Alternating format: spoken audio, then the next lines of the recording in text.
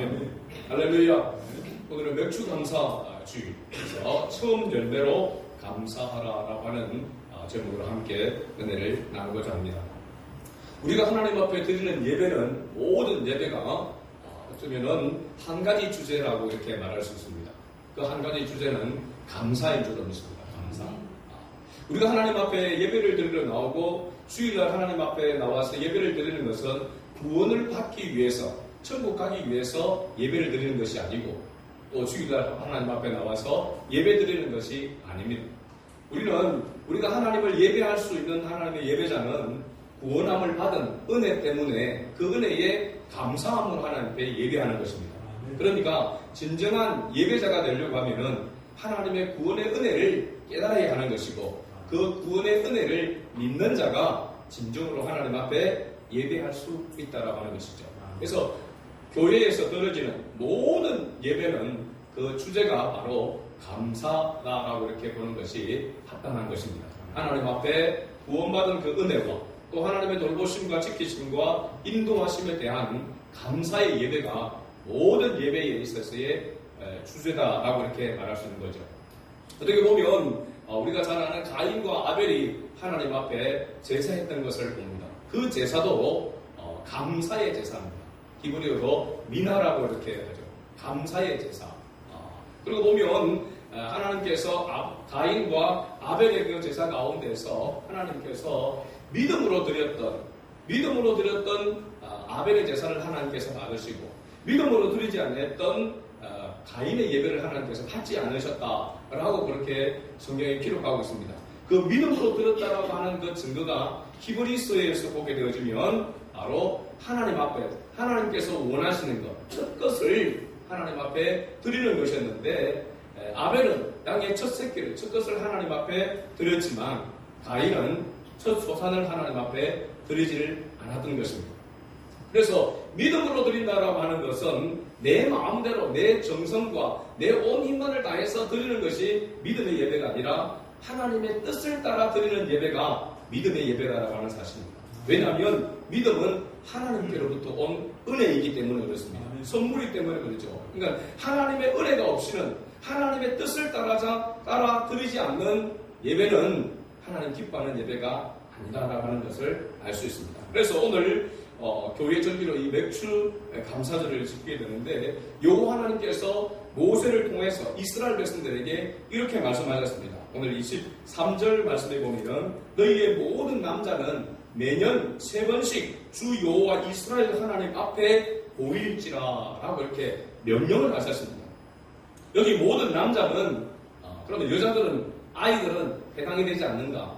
그게 아닙니다. 성경에서의 이 남자는 가정에 있어서 대표성을 말해주고 있습니다. 그래서 남자의 씨를 통하여서 자녀가 태어나게 되는 것이기 때문에 성경에서의 남자는 바로 가정의 대표성을 가지고 있다라고 하는 것입니다. 그래서 모든 남자라고 한다면은 모든 가족이, 모든 이스라엘 백성이 지켜야 될 그러한 절기 3가지를 말하고 있습니다. 3번씩 지키라, 여호와 앞에 보일지라라고 말하는데, 그 3번은 바로 3번의 절기라고 하는 것을 알 수 있습니다. 첫 번째는 6월절이죠. 6월절에서 지키는 절기, 6월절부터 시작해서 지키는 한 주간의 절기가 무교절입니다. 무교절. 누룩이 들어있지 않는, 부풀지 않는 전병을 먹으면서 일주일 동안 지키게 되는 거죠. 그것은 하나님께서 어린 양의 피를 통하여서 구원해 주신 그 은혜를 기억하면서 지키도록 하기 위한 절기가 바로 6월절, 무교절 절기라고 이렇게 말할 수 있습니다. 그 다음에 그로부터 7주간이 지난 77절이라고 이렇게 이야기하고 있죠. 77절, 7주간이 지나고 난 다음 날 바로 50일째 지키는 절기가 오순절, 77절, 오늘 맥주절이라고 말하고 있고 77절이라고 말하고 있고, 또 다른 말로 하면은 곡식의 첫 열매를 드린다고 해서 초실절이라고 이렇게도 이야기합니다. 이것은 이 맥주절은 성령의 강림하심으로 말미암아 하나님께서 돌보신 그 은혜를 말해주고 있습니다. 성령의 도우심을 통하여서 우리는 열매를 맺을 수가 있다는 말입니다. 하나님의 자녀는, 구원받은 하나님의 자녀는 진리의 영이신 성령을 통하여서 하나님의 말씀을 깨닫고 그 말씀 가운데 순종하며 살아갈 때에 하나님이 기뻐하시는 그런 삶의 열매가 나타나게 된다는 겁니다. 첫 번째는 우리의 인격을 통해서 나타나게 되어지고 우리의 삶을 통하여서 하나님이 기뻐하시는 그런 열매가 맺어짐을 말하고 있습니다. 그 다음에 세 번째는 수장절입니다. 수장절.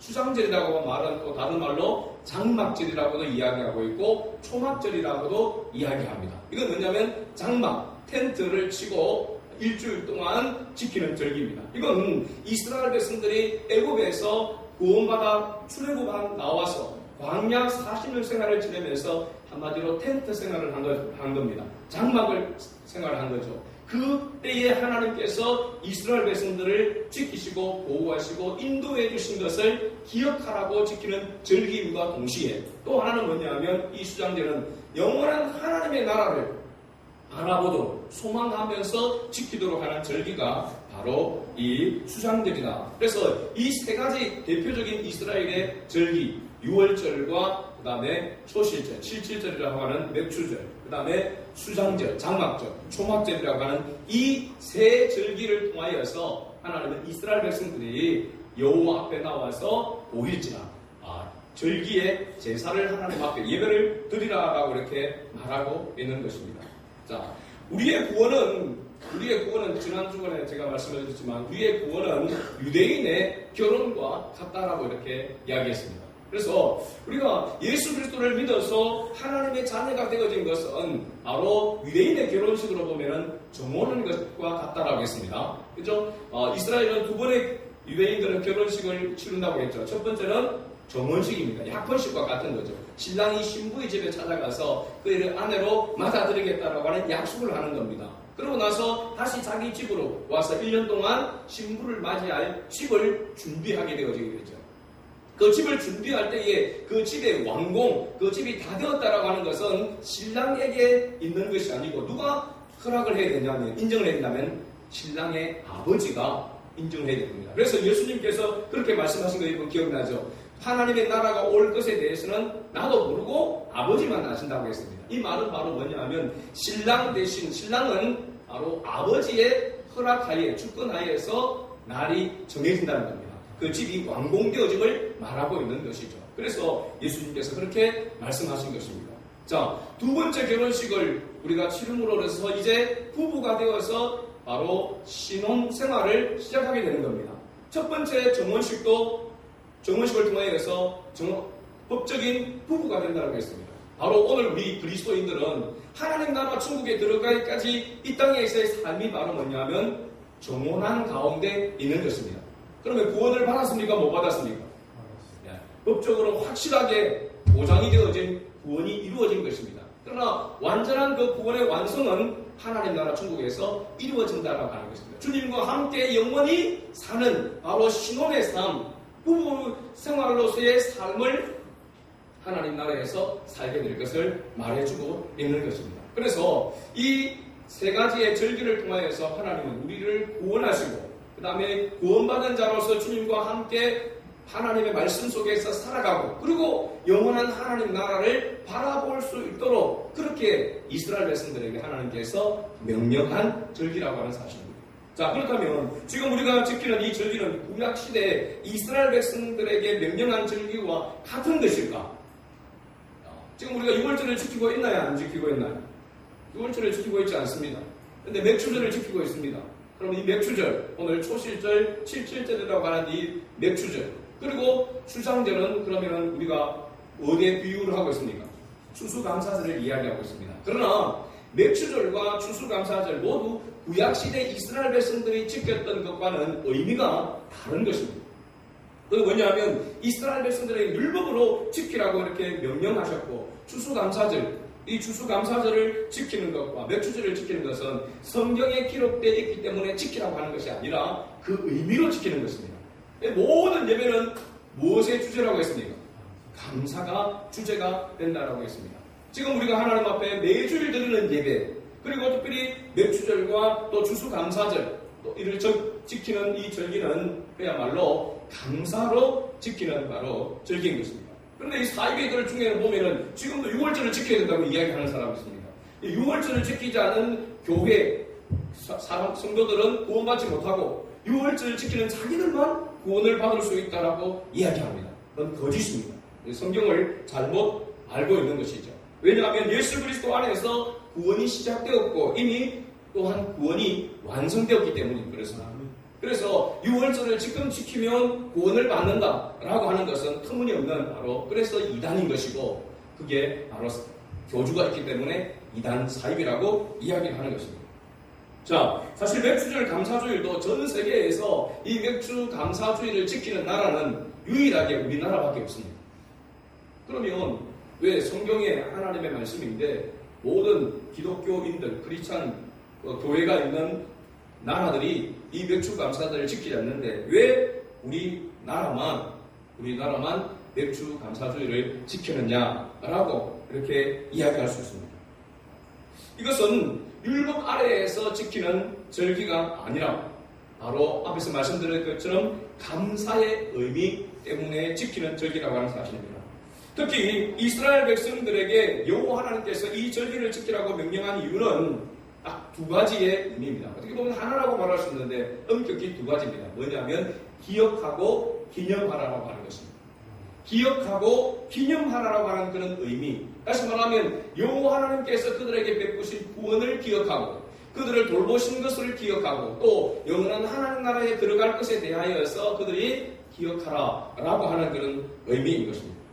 그래서 이 기억과 기념은 같은 의미가 아니라 다른 의미가 있습니다. 기억이라고 하는 것은 무엇에 대한 기억입니까?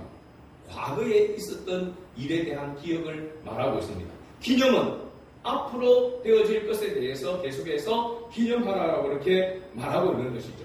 그래서 기억은 과거에 있었던 일을 기억하라고 말하고 있는 것이고 기념이라고 하는 것은 그 일을 미래에도 잊지 말라고 하는 의미로 바로 기념하라고 말하고 있습니다. 자, 그렇다면 먼저 무엇을 기억하라고 말하고 있는가? 여호와 하나님께서 이스라엘 백성들에게 특별히 아브라함과 이삭과 야곱, 믿음의 조상들이죠.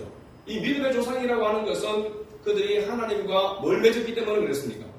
언약을 맺었기 때문에 그렇습니다. 그래서 이스라엘 백성들을 다른 말로 표현하면 언약의 백성이다 라고 그렇게 말하고 있는 것이죠.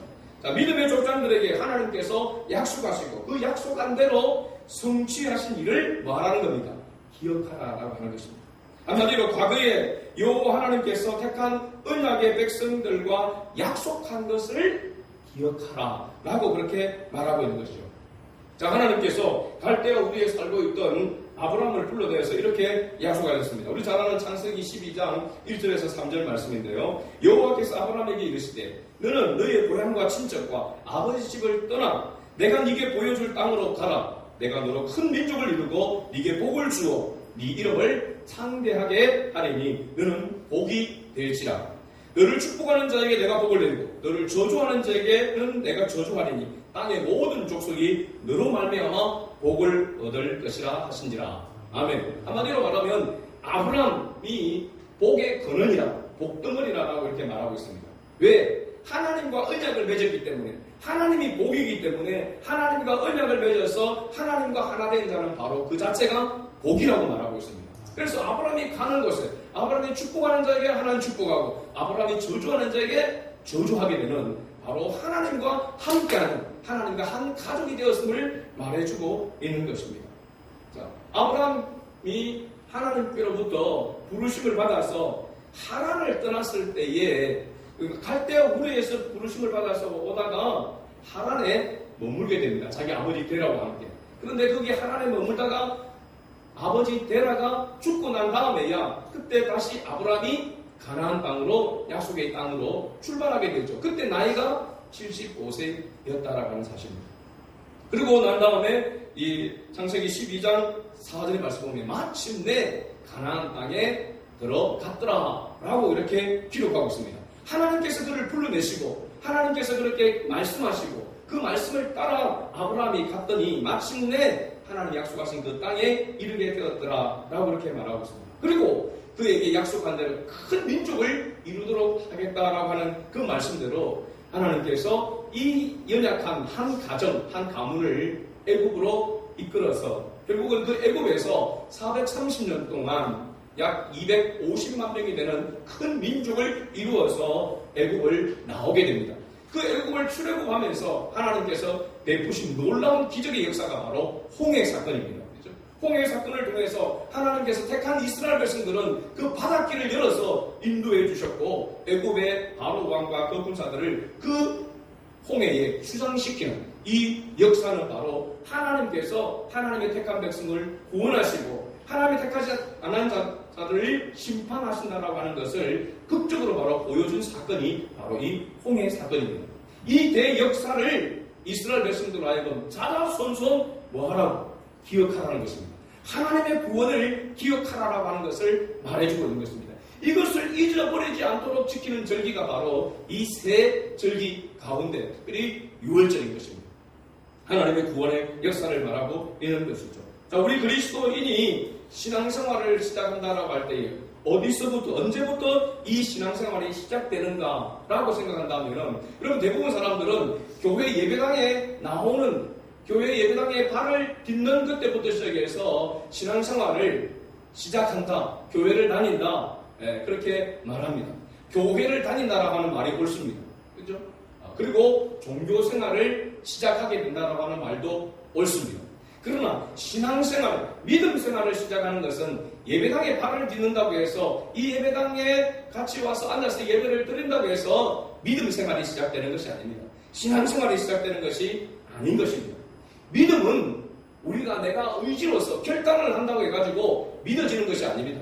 여러분 하나님을 믿는 것이 보이지 않는 하나님을 믿는 것이 내가 의지로 내가 오늘부터 믿어야지 해서 믿어지는 하나님이 아닙니다. 그건 가짜입니다. 믿어질 수가 없습니다. 하나님께서 우리에게 은혜를 베푸시고 믿음을 주셔야만 믿어지게 되는 것입니다. 할렐루야. 그래서 믿음은 하나님이 주신 선물인 것입니다. 은혜인 것입니다. 그렇죠? 내가 노력해서 쟁취해서 얻어지는 것이 아님을 이야기해주고 있습니다. 그래서 하나님의 은혜를 입어야 되는데 이 하나님의 은혜가 뭡니까? 예수 그리스도께서 독생자 예수 그리스도께서 우리를 죄를 위해서 십자가에 죽으시고 3일 만에 부활하시고 그 부활하신 주님께서 다시 오셔서 우리를 영원한 하나님의 나라로 인도해 주실 것이라고 하는 이 믿음을 믿는 것이 믿음입니다. 할렐루야. 이것은 하나님께서 우리에게 그런 마음을 불어넣어 주셔야만 믿을 수 있는 것입니다. 이 은혜를 깨닫지 못하고 믿지 못하고 있는 것은 온전히 하나님의 은혜 아래에 있다라고 말할 수가 없는 것입니다. 그래서 이 은혜를 깨닫는 사람은 때로는 넘어지고 쓰러지고, 여러분 예수 믿는다고 해서 죄 안 짓습니까?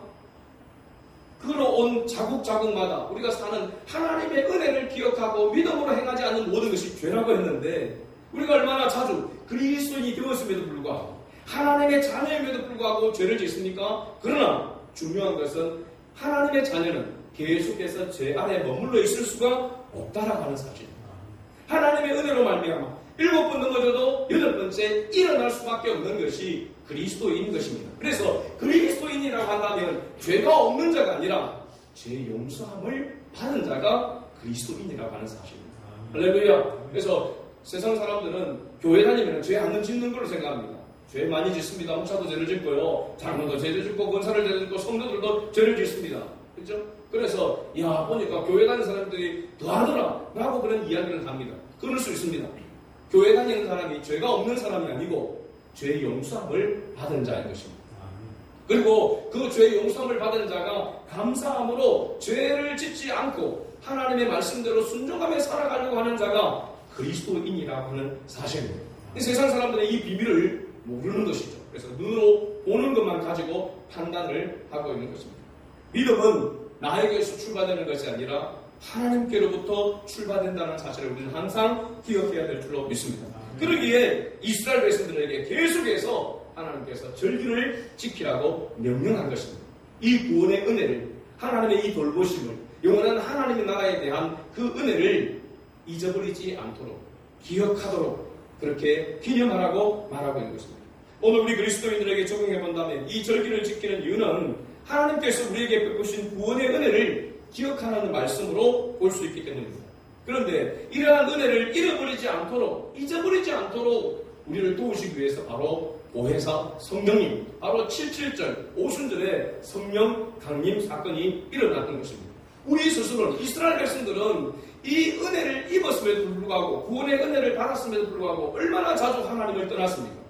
그 자주 하나님을 떠나는 그들 스스로는 하나님을 기억하고 하나님을 예배할 수 없는 그들을 위해서 바로 보혜사 성령님을 보내주신 것입니다. 예수 믿는 우리에게는 성령이 함께 하셔서 하나님의 뜻대로 살지 못하게 되면 마음의 갈등이 일어나게 되어지고, 하나님의 말씀대로 살지 아니하고는 견딜 수 없는 마음을 계속해서 불어넣어 주시는 것입니다. 이것이 바로 성령께서 역사하는 것임을 우리가 볼 수가 있는 것이죠. 자, 오늘 우리가 하나님께서 베푸신 이 구원의 은혜를 잊어버리지 않고 영과 진리로 하나님을 예배하는 것을 하나님은 기뻐하신 줄을 믿습니다. 오늘 본문 27절을 보시면은 여호와 하나님께서 모세에게 재차 강조하신 말씀이 기록되어 있습니다. 27절을 다시 읽어볼까요? 여호와께서 모세에게 이르시되 너는 이 말들을 기록하라. 내가 이 말들의 뜻대로 너와 이스라엘과 언약을 세웠으리라 하시니라. 아멘. 하나님께서 모세를 통하여서 이스라엘 백성들에게 세 번의 제기를 지키라고 명령하신 이유는 내가 이 말들의 뜻대로 너와 이스라엘과 뭘 맺었습니다? 언약을 세웠습니다. 언약을 맺었기 때문입니다. 하나님과 약속, 언약을 맺은 백성이기 때문에 하나님의 자녀 너희들은 하나님의 이 은혜를 잊어버리지 말라라고 절기를 지키라고 이야기하는 것입니다. 우리가 하나님의 말씀을 지켜야 될 가장 중요한 이유가 무엇인가? 여러분, 말씀을 잘 지키면은 복을 받는다. 맞습니다. 또 말씀대로 살지 않으면은 복이 아니라 벌을 받을 수 있습니다. 역시 맞는 말이고. 그러나 그보다도 더 근본적인 이유는 뭐냐면 우리가 예수 그리스도를 통하여 하나님의 자녀가 되었기 때문에 말씀을 지키는 것입니다. 그렇죠? 언약의 백성이 되었기 때문입니다. 신랑 되신 예수님과 정혼을 했기 때문에, 법적인 부부가 되었기 때문에 하나님의 말씀을 지키는 것입니다. 구원을 받기 위해서, 또 우리가 복을 받기 위해서 하나님의 말씀을 지키는 것이 아니라 하나님의 택한 백성이 되었기 때문에, 하나님의 자녀가 되었기 때문에, 법적인 부부가 되었기 때문에 그 은혜와 그 사랑과 그 감격으로 말미암아 감사함으로 하나님의 말씀을 지키는 것입니다. 이것이 율법 아래에 있는 자가 아니라 바로 은혜 아래에 있는 자의 모습입니다. 그러므로 우리는 율법 아래에 있는 자가 아니고 예수 그리스도로 말미암아 은혜 아래에 있는 자라고 하는 사실입니다. 신천지나 또 여호와의 증인이나 다른 이단 사이비들이 강조하는 것은 마치 자기들이 노력을 해야, 최선을 다하고 노력을 해야 구원을 쟁취할 수 있는 것처럼 그렇게 이야기합니다. 그건 절대로 하나님의 복음이 아닙니다. 진리의 복음이 아닙니다. 하나님의 복음은 은혜의 복음일 줄로 믿습니다. 진리를 알지니 진리가 너희를 자유케 하라고 했습니다. 어떤 공포를 주고 두려움을 줘서 벌벌벌 떨면서 구원을 얻도록 하는 그런 하나님이 아니시라고 하는 사실입니다. 추수감사절의 의미와 유래, 또 우리 수장들, 또 그 모든 것들의 의미가 바로 감사에 있다라고 하는 사실입니다. 여러분, 추수감사절의 유래를 이렇게 잠시 보면은 베이플러호를 타고 유럽의 당시 네덜란드, 또 지금으로 보면 독일, 이런 유럽에 있는 기독교인들이 많은 박해를 받게 되어졌을 때 그 신앙의 자유를 찾아서 신대륙으로 간 것 아니겠습니까? 신대륙을 가면서 많은 사람들이 굶주려 죽기도 하고 질병으로 죽기도 했습니다. 그 가는 가운데 살아남은 자들이 처음으로 거기에 씨앗을 뿌려서 그 추수를 하게 되었을 때에 하나님께서 그들을 인도해 주신 것에 대해서 감사함으로 지킨 절기가 바로 추수감사절입니다. 그 유래가 수장절에서 온 것이 아니라 수장절과 이 77절의 초실절의 부분에 있어서의 그 의미, 그 감사, 그것을 바로 본받아서 동기로서 지킨 절기가 바로 추수감사절입니다. 맥주감사절도 마찬가지입니다. 우리나라에서만 세계에서 유일하게 맥주감사절을 지키게 된 이유가, 그 유래를 교회사 문헌을 찾아보게 되니까 보릿고개 시절에 많은 사람들이 힘들고 어려운 그런 시절을 보냈습니다. 그죠?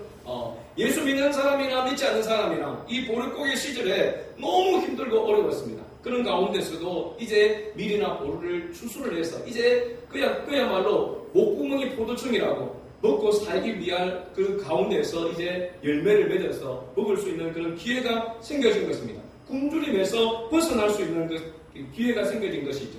여기에 대해서 감사하면서 지키는데 그 유래를 이렇게 보니까 보릿고개 시절 성도들도 세상 사람들도 다 힘들어갔지만은 그 가운데서 가장 어렵게 그 보릿고개 시절을 지냈던 사람이 누구냐면 바로 교회의 목회자들이었습니다.